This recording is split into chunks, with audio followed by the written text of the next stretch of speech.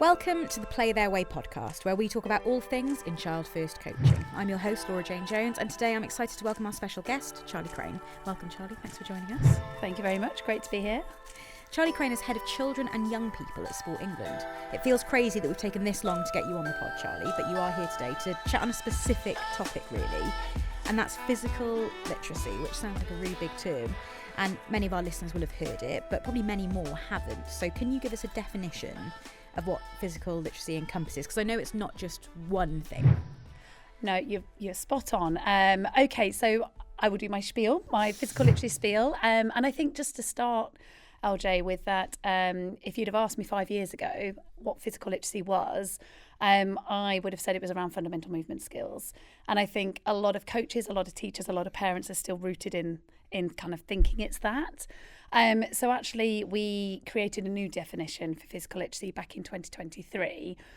And we now define physical literacy as our relationship with movement and physical activity throughout our lives.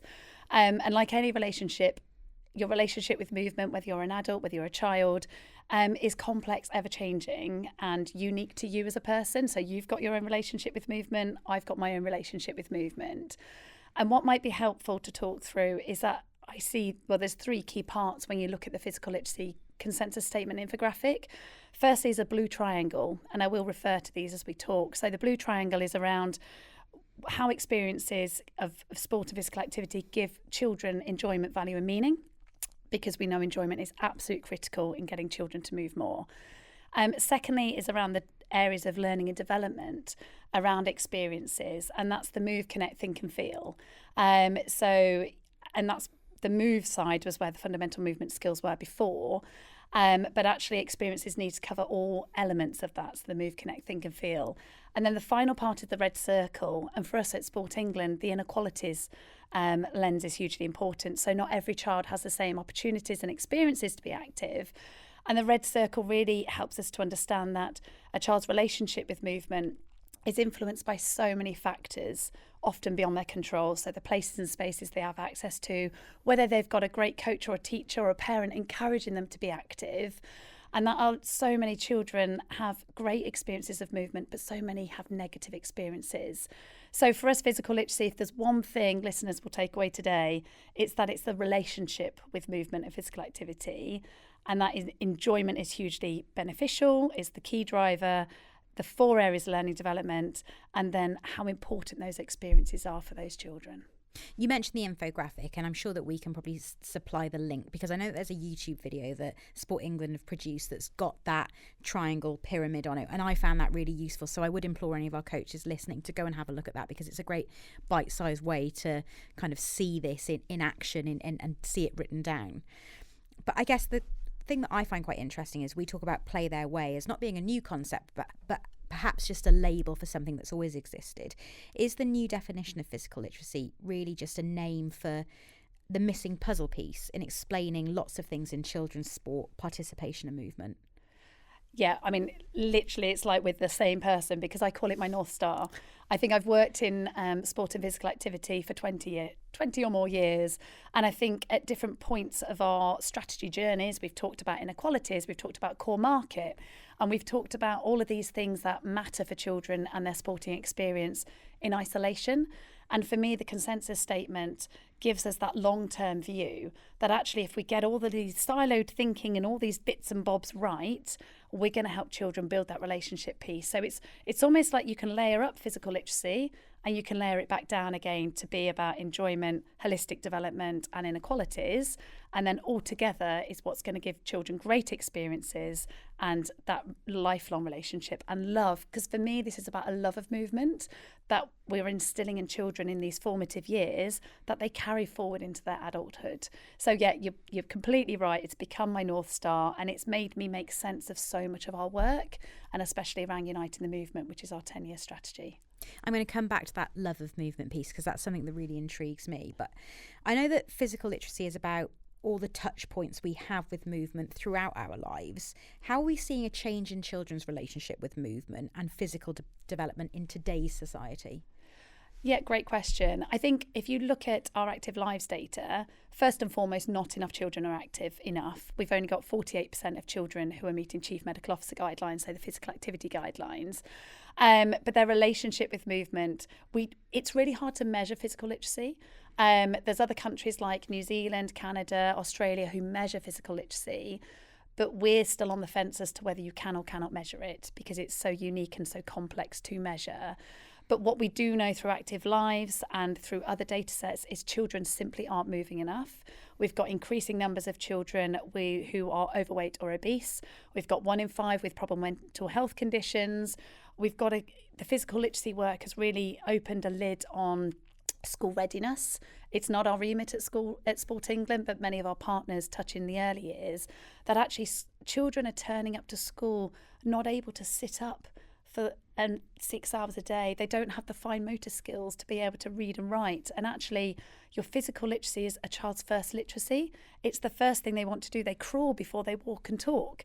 That actually, those formative years are absolutely critical. So we're seeing a decline in activity levels for children. And a colleague actually coined something called a physical literacy crisis.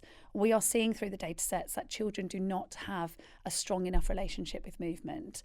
Whether you call it a physical literacy crisis or not, it's ultimately where we are as a country at the moment. There is an elephant in the room here.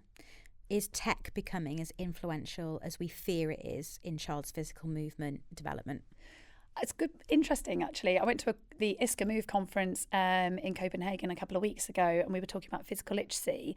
And one of the keynote presenters was saying that we overprotect children in the physical world, but we underprotect them on a digital world.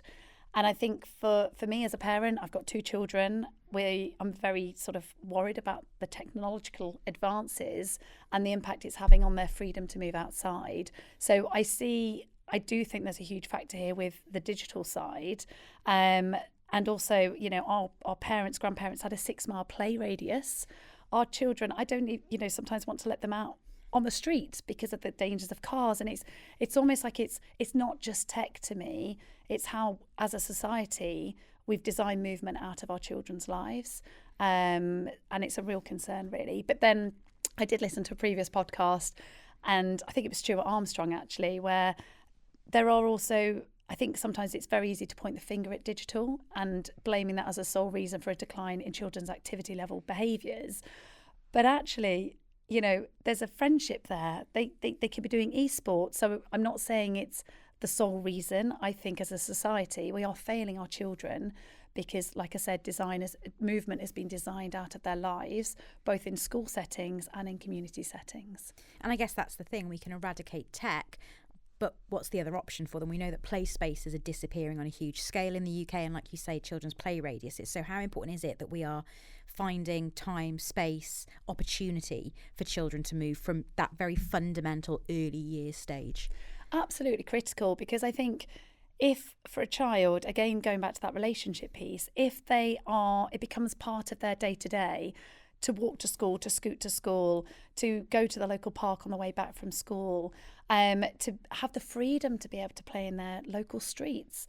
I sat in the car yesterday with my daughter, and I had to go and pick up some netballs for a coaching session I was doing last night. And she sat there, she's in year 4. She said, "Mummy, this is the first time I've ever driven to school with you." And I was like, okay. And it was such a big moment for her, because I've baked into my children's lives that wherever we can, we will walk. Wherever we can, we will go and play in a park. And I think because of my work, I see that as hugely important, that if we get those behaviours right and it becomes their go-to in those very early years, they are much likely to become healthier adults. So for me, it's all about behaviours. But the inequalities piece, we know that some of the most deprived areas, they don't have the same access to green spaces and parks. And that's actually systemic, where we've got some real challenges around the opportunity. A child may have all the will in the world to go and want to play at the park, but if there's safety concerns, if it's crossing gang lines, if it's not convenient, or the parents don't value it, those children aren't going to have the same level of freedom. So I think, again, it's not a silver bullet to fixing that. to leading to children leading active lives. Those barriers around access are things that we've talked a lot about on this podcast, and actually it's something that we do recognise. But there are other barriers. You mentioned earlier on children who have perhaps physical health issues, childhood obesity, mental health issues. Are they barriers that we don't put enough recognition into? Are they things that teachers and coaches perhaps need to be looking at more as barriers to access, barriers to entry points into sport, exercise and movement for kids? Yeah, and I think it comes back to that red circle really, which is what are the needs, the circumstances and the preferences of those young people. And I think we have to give a lot of credit to coaches and teachers. They are doing an amazing job in the circumstances they're operating in, especially coaches. A lot of them are volunteers. Actually, I keep feeling we're asking them more and more and more. But if you take, for example, neurodivergent children and young people, actually, how do we make our sports coaching sessions feel a sense of belonging? Do we make them feel inclusive and welcoming? And that actually, I think, through Child First coaching, we can do that. I think in an ideal world, I'd like less labels. And just if we get the conditions right and the environments right, those coaching sessions are going to appeal and make every child feel a sense of belonging. And they're going to develop, they're going to progress. So I think there's an element where we know that the numbers, the data's telling us that there's increasing mental health challenges for young people, increasing obesity.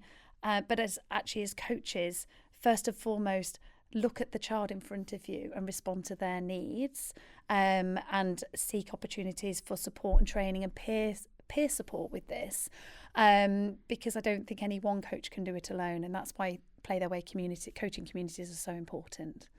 Physical literacy is affected by lots of external factors, and one of these is the emotional relationship with movement, exercise and sport.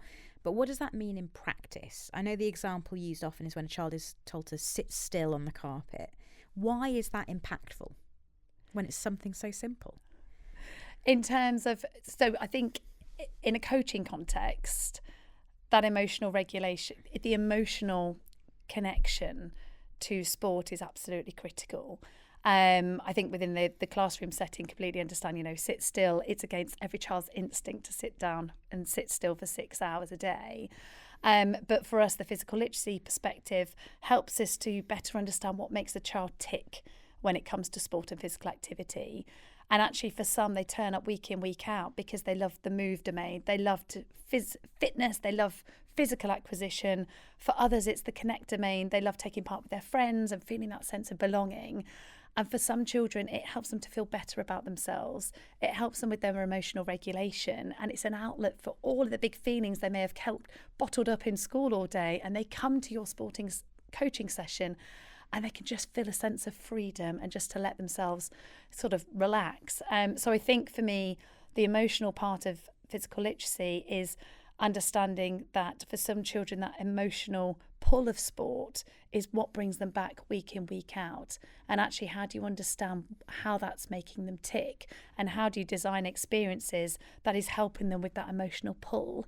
Because if I'm an adult and I remember a fantastic coach, I go back to that moment in time. So I had a PE teacher who taught me the javelin, and he just made it so fun and so enjoyable and just made it feel really, really quite special that he was taking a small group of us and we were learning to play this sport. And I think for me, I'll always go back to him and smile and think, actually, he helped me. I was going through quite a tricky time at school at that time, and I think he sensed that. And actually, it just sort of gave me a bit of an outlet, something else to focus on that took me away from the challenges that were happening within friendship groups and within classrooms. And I think as a coach, you've got such a powerful, amazing role to play in helping these children not just physically develop, but to emotionally develop as well through sport. How important is positive affirmation in those spaces then? Absolutely huge. But I think, in Play Their Way, you talk about self-advocacy. And I think for me, it's the positive affirmations, it's the self-advocacy, giving children the opportunity to have that self-advocacy, because that's what's going to make a positive experience. I hark on about it so much, these positive experiences. But, if we're only focusing in on negatives or that bit's wrong, we're going to turn children off from that particular sport. They're not going to feel that they're good enough. And actually, I'm a huge advocate that, especially in children, we're about participation. The talent pathways will follow. We've got some brilliant young people coming through the ranks, but actually our priority should be that they're finding a love of movement for the rest of their lives, not just in that one particular sport per se. What will be difficult for some of our coaches listening is that they are volunteers, and they're volunteers because they're passionate about the sports that they're coaching in. So for them, they will be outcome driven because they will want to be seeing the next generation of great athletes. So how do they balance that need for negativity? And when I say negativity, I mean pulling children up on things that they're not doing quite right, or perhaps even just managing behaviours in a group, with not putting children off and keeping children engaged and long-term participation. Yeah, I think, and I completely empathise with you. I think as a volunteer coach myself, it's on top of a full-time job, on top of being a mum, it's a huge commitment. So to any coach listening, just a huge thank you first and foremost. I think for me, it goes back to understanding what is making your players tick. And actually, there is a need to stretch and challenge those that want to be the best that they can be, but finding and creating the space for the other kind of carrots within a session is going to help everyone stay focused. So actually, if I'm a coach and I'm just purely focused on the physical competence for a whole hour, I'm probably only going to take a third of those children and players with me. But actually, if I'm looking at sort of the think, feel and connect domains and having activities and opportunities for the other children to have that same motivation to keep coming back and back and back, then I think you'll manage things like behaviours, you'll create a sense of cohesiveness, and you're still stretching and challenging. It's differentiation. We need to differentiate and meet the children where they're at and what their needs are for that particular session. And I always go back to the stage where we don't know what days they've had when they turn up to our coaching sessions. And sometimes, pulling up a child on potentially a technique when they're just not in the frame of mind may not be the time to do that, or is how we do it. And I think it's those soft skills that as us as coaches is just as important as our techniques and sort of skill acquisition, I'd say. Do you think that a greater recognition of physical literacy and those kind of 3 points on that triangle infographic that we've talked about will mean that whilst not every child is going to become a great athlete, it might mean that we have more prolonged participation in sport when these children grow into adults? 100%. And I think from a policy perspective at Sport England, through our physical literacy work, I think for so long, we as a sector have been so focused on getting children to do 60 minutes or more a day. It's kind of that carrot and stick approach that we spoke about earlier. Actually, if we have a more participation lens and we put enjoyment at the heart of that, it's more of a preventative tool. It's prevention. It's NHS prevention. If we get children having a great experience, they're going to be more active as a child. They're more likely to then be active as adults and to keep revisiting it. So, if they move house or they get married or they have children, you see a decline in your participation. And actually, if we've got the right foundations in our children at a very young age, they have a deep connection, then they'll just keep coming back to sport for whatever reason. And that for me is going to help us to have a healthier and happier nation, because at the moment the stick and carrot approach is not working. Just focusing on the guidelines, we are not focusing enough on the quality of sporting experiences, and that fundamentally needs to change. And it's things like Play Their Way and physical literacy that is helping us to just take a step back and to think and do things differently, because otherwise, our activity levels for children have stagnated for a number of years now, despite significant investment, masses of investment going into it, and yet still not enough children are active. So for me, physical literacy as a coach is helping us think, yes, performance pathways still hugely important, but we need to think about, I'm pulling a number out there, the 90% who just want to have a lifelong love of moving, and we have a responsibility to do that as coaches. If we move the needle now, is it less about 60 minutes today, but 60 years in the future, and keeping people moving throughout their lives? I'd love to. I mean, I at times I've been pulled up on this, because I've quite openly said it needs to be more than just the CMO guidelines, the Chief Medical Officer guidelines, if we're to do that 60-year approach. but actually the guidelines are there for a reason. So we need them to still do the guidelines because we know that that's going to help their health and happiness. But actually, like, I think enjoyment, if a child is having 30 minutes of great, enjoyable experiences, they're more likely to do their 60 minutes and beyond. So actually, for me, the quality of experience for those less active, fairly active children are where our priority needs to be at the moment. To bring this back into our Play Their Way framework, which is built on the 3 pillars of voice, choice and journey, and one of the big things we talk about is obviously a child's self-determination in this space. How much does giving the children the opportunity to share their feelings about what they're doing when we're developing their physical literacy, how much will that keep them more engaged, do you think? 1,000%. And when going back to this blue triangle, that personal relationship with movement, a child knows what's going to make them tick when it comes to movement. We as coaches, we as teachers, we as parents, we can't get into their minds. We can make assumptions, but actually, is it going to help them have that lifelong love of moving? So I think for me, it's making the space and really truly listening and understanding the child in front of you. And this is why I love the child first coaching, because if we get that bit right, then the sport will follow. So yeah, definitely. So the coaches who are listening, who are engaged by reading a bit more about this, where can they find more information on what physical literacy means? So I would encourage any coach. Well, I think, LJ, there's 2 things here. Firstly, if you're listening to this podcast, you're well on your way, because Play Their Way is informed by physical literacy. Ultimately, every experience you're giving to young people built on choice, voice, journey is helping them have a great experience, which is helping them to build a relationship with movement, a good relationship with movement. If out of curiosity you'd like to learn more about physical literacy, I'd encourage you to visit the Positive Experiences Collective website. And on there's the video you mentioned, unpacking the physical literacy consensus statement. There's a set of Thrive principles, which kind of further help you reflect on your coaching practice and how physical literacy informed it is.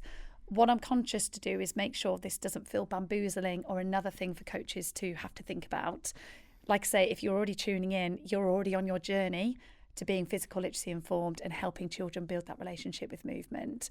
But yeah, have a look at Positive Experiences Collective website. There's a whole heap of information and tools and resources for coaches on there too.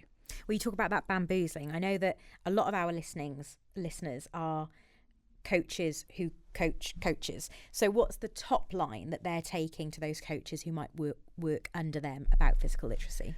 Enjoyment. Absolutely enjoyment, because that to us we say is just as, depending on who I'm talking to, or even more important than how active a person is how enjoyable it is. And we're actually working with SIMSPA at the moment to create a professional standard on physical literacy for coaching children. And in there you'll see enjoyment coming through first and foremost as the single bit. If you're a coach, that is the one key takeaway I'd love you to take away from today's session, is how enjoyable are your coaching sessions. And it doesn't mean to say they're not challenging or stretching those players. It can still be challenging and stretching, but still enjoyable. And what is the enjoyment tick for each of those players that you're working with? It will look and feel different for everyone. Our coaches are obviously people who've been engaged with sport and remain engaged with sport as adults. So how much for them could looking inside at their relationship inform the way that they coach kids, do you think? Yeah, we talk a lot with physical literacy about personal before professional. So as a coach, you will have your own relationship with movement. And actually just taking even 5 minutes just to sit back and think, when were your great experiences growing up? Why were they great? Was it the parent who was with you every step of the way? Was it a coach who explained things or made it fun? And when did you possibly have more negative experiences? Because I think with physical literacy, we need to lean into our own reflections on what makes a negative experience. And so we talk about personal before professional, because I think as coaches, it helps us to be more empathetic about the environments, the coaching styles that may turn or turn off children from sport. And we find it works really well for that reflective piece to happen in your practice, and to do that regularly, and to also ask the children. You're doing it for yourself, but you're also doing it for your children. And we also find the parents, I think some of my own coaching practice, I can see some of the parents thinking, that looks a bit chaotic, or why are they running around playing tag? They're here to play football. And actually, I want to bring joy into my sessions. But actually, a lot of coaches, teachers, parents, they practice what they've been through themselves.